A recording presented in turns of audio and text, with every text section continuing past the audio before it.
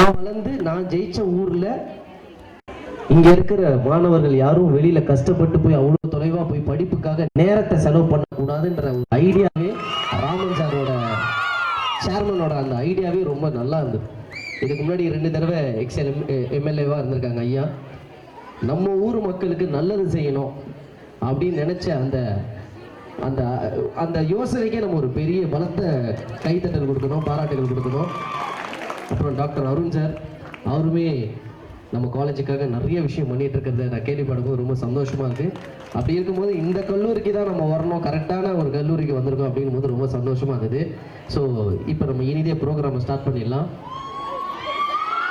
இதுக்கு முன்னாடி ஏதோ ஒரு டிவியில், சன் டிவிலையோ விஜய் டிவிலையோ இல்லை டிஸ்கவரி டிவிலையோ ஏதோ ஒரு டிவியில் என்ன பார்த்துருக்கேன் அப்படின்றவங்க மட்டும் கையை தட்டுங்க பார்ப்போம். பார்த்தவங்க மட்டும்